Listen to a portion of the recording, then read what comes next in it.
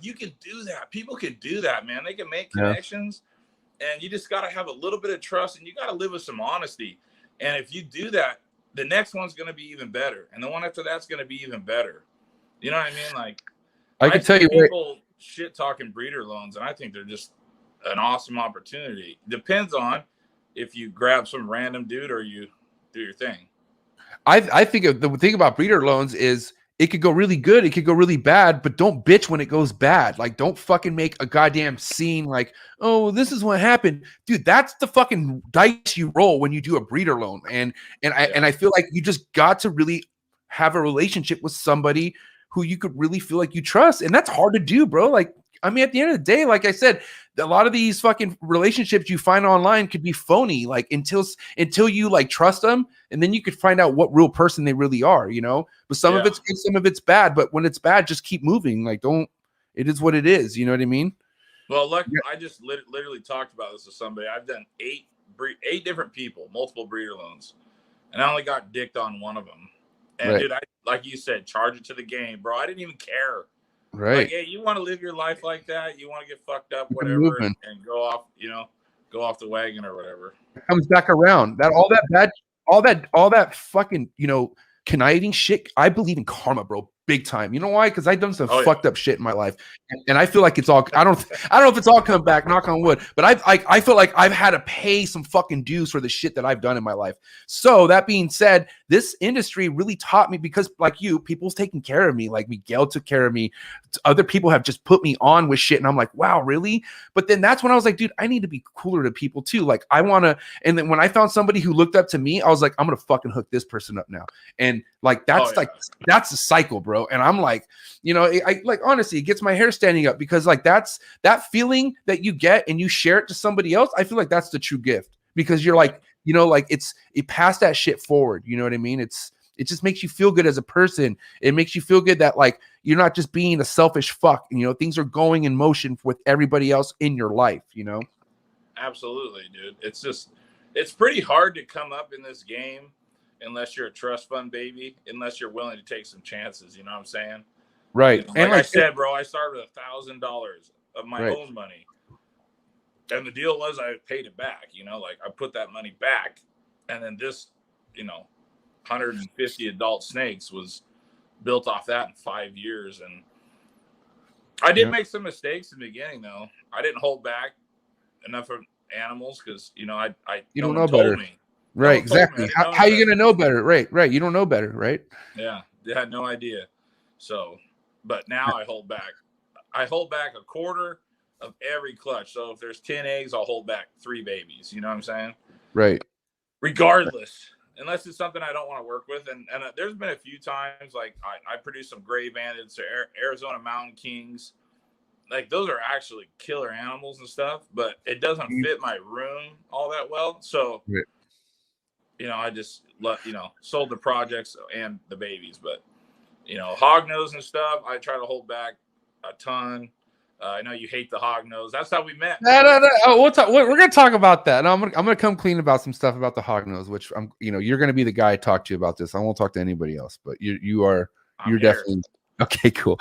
But before we get into the hog noses, anything else? I want to still talk about some ball pythons, if that's okay with you, because you know, that was basically the pillar for that was like the foundation, right? Ball pythons, how you would say, right? The beginning of it was absolutely. Okay.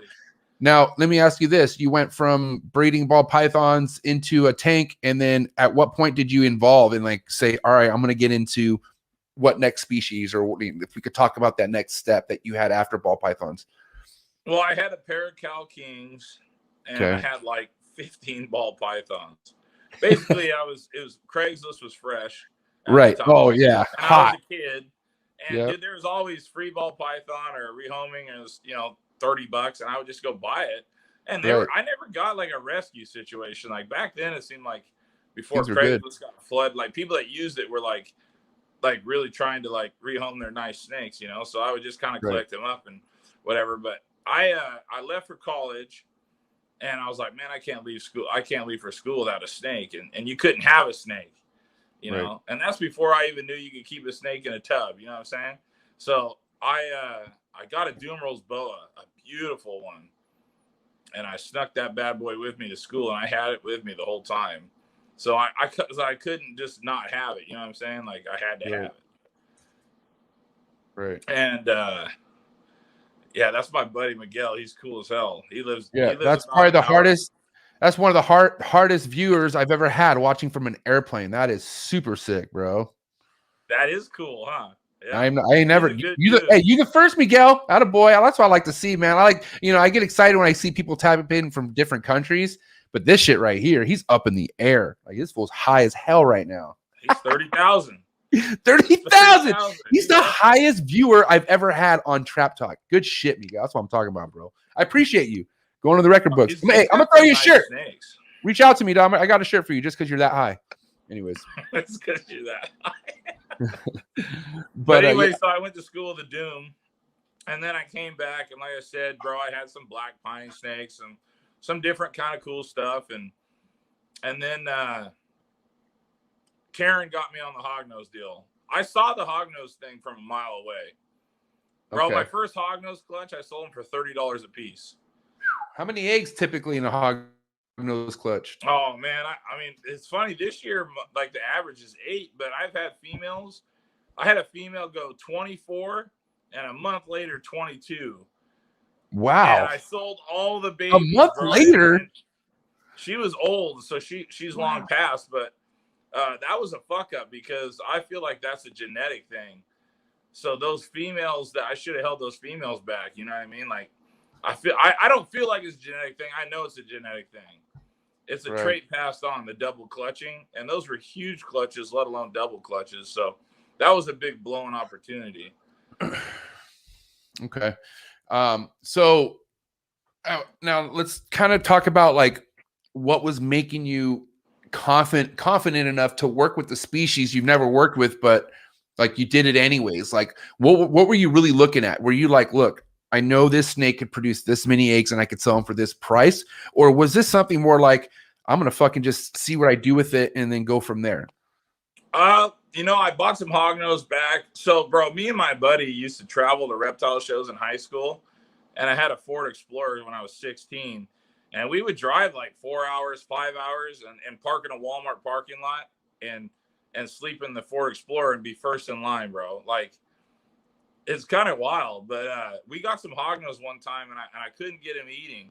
And nowadays, hognose have eaten when you buy them. You know what I mean? Like, they're not. But back then, people could get away with selling you something that hasn't ate because you got really no way to get back to them. Like, hey, this ain't eating. You know what I mean? There's no social media. People aren't walking around with a logo and a decal, and you know what I mean? Like, yeah, you could track anybody down now. Back then you couldn't. So I went down there to get some rosies, went to get some hognose, and I liked them, but I couldn't get them to eat. And it's super frustrating. So I ended up sending them to somebody I met online, and they turned them around because they had some, skin in the game. They knew what they were doing. Right. And anyway, so the hognose thing, I always liked them. I like them because the keeled scales. I love keeled scaled snakes. That's why I like bull snakes. You know what I mean? Like, keeled scale is the most natural, for me, the most natural, beautiful part of a snake. The keeled scale. It's definitely as like real and out there as you can get, I feel like. Oh yeah. And I spent a lot of time in college. Dude, I played college football. I'd hit practice, tear it up, go grab a 6-pack of beer, head straight up the mountain and catch rattlesnakes until sundown. That's what I did in college, bro. I mean, 4 or 5 days a week. Like, that's all I wanted to do. And so I just have a thing about keeled scaled snakes. And the hognose market, though, I saw it coming. I saw it coming a long ways ahead. So that worked out well. And I felt like I was in a region that I could use the natural temp drops and the barometric pressure to capitalize on it. Right. And that's basically been the thing, I mean, I don't have to go out of my way to do anything other than unplug them. So. And this is a hognose, am I right? Yeah, that's a hognose. I could see, dude. I mean, okay, what kind of hognose is this? Can we talk about is this like a normal or like what is this? That's just kind of a normal red hognose, but it's a posset snow. Got it. And we got some eggs in the incubator from her this year. Okay. And dude, honestly, snakes are sick to me regardless. This is just a different snake. It's like a preference thing, right? Because if you want to be honest, hold on, let me move this banner here. But that nose, yeah, hey, it's like a shovel. It's a shovel nose. Shout out to John. That's his handle, shovel nose, on Instagram. Oh, really? Yeah, he's a big dog breeder. Of the hog nose, like he's a big hog nose breeder. Probably one of the top 5 breeders in the country. He's got hog nose that if you bought and made one clutch, you can pay off your $500,000 house. I mean, there's people like I have false water cobras, and there's some people that just are. I know, bro. That's what made me look at your. Oh yeah, duh. I'm an idiot. Yeah, clearly that's what connected us. But like I have just some people who just don't like them. And to me, I'm just like, what? They're fucking sick. But I don't want to say I don't want to say I don't like a hognose. It's just not like it. Literally looks like something that came out of like Mario Brothers, like like a video game. Oh, bro, you hit it. That's true. It does, right? Like, look at that. Like, you know what I mean? It looks like something you have to shoot a fireball at or something. You know what I mean? But honestly, the kids love them. You know what I mean? And people love them. Like, no, this is a popping snake. At the end of the day, at shows, these go crazy at shows and shit. So, but let me ask you the keeping on them. Like, how easy is it? How easy is it to keep a hognose? It'll be interesting to see what other people say that are listening and watching or in the comments, but they're the most finicky bullshit asshole problem child snakes, bro. Like some of them won't drink water unless you shove their head in it. Wow. I keep water dishes that are about this tall. Right. I have one snake that I have to keep a water dish that's that tall because if I don't, it'll turn into like a piece of straw. Oh my god! Like it's on death's doornail, but it eats fine and it drinks fine. But hognose have an array of problems. They cannot deal with bacteria. They cannot deal with all sorts of stuff, man. It's a wild deal. And they get like a salmonella poison. And it seems to me like the crypto thing hit hognose pretty hard a few years ago. And wow. And then everything got chalked up as crypto. Right. But like after a hognose lays its eggs, it's so diminished. And I think it has like a problem with the bacteria in the gut. Like it loses its bacteria in the gut. And then you literally have to like, dude, it's so crazy. I mean, it's almost not worth breeding them. If you don't breed them and you just keep them, they're probably fine. But when you start breeding them, you have to be on it. I mean, you cannot fuck around. So they're like chondros.